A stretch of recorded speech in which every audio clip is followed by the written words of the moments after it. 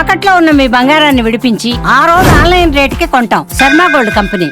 ముంబైని భారీ వర్షాలు ముంచెత్తుతున్నాయి. మహారాష్ట్ర, పశ్చిమ బెంగాల్ మరో 3 రాష్ట్రాలకు ఐఎండీ రెడ్ అలర్ట్ అయితే జారీ చేసింది. 2005 జూలై 26న ముంబై భారీ వర్షంతో నీట మునిగిపోయింది. కేవలం 24 గంటల్లోనే 944 మిల్లీమీటర్ల వర్షపాతం కురిసింది.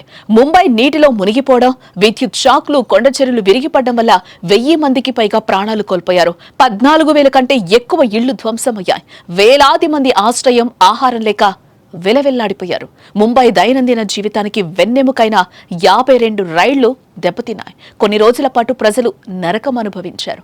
ఈ ఘటన గుర్తు చేసుకుంటూ నెటిజన్లు సోషల్ మాధ్యమాల్లో పోస్ట్ చేస్తున్నారు. అసలు 2005లో ముంబైలో ఏం జరిగింది, ఎందుకు చీకటి రోజుగా పిలుస్తున్నారు, పూర్తి వివరాలు చూద్దాం.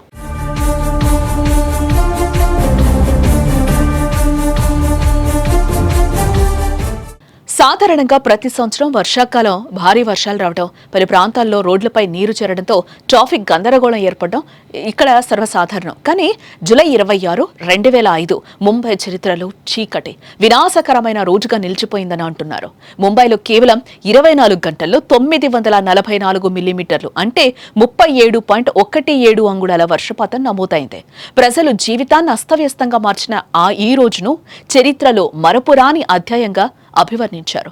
నాటి ముంబై వరదల దృశ్యాలను సోషల్ మీడియాలో షేర్ చేస్తున్నారు. ఇప్పుడు జూలై 26, 2005లో కురిసిన వర్షాల కారణంగా నగర జీవనాధారమైన స్థానిక రైళ్లు పూర్తిగా ఆగిపోయాయి. కిలోమీటర్ల మేర పట్టాలు పూర్తిగా నీట మునిగిపోయాయి.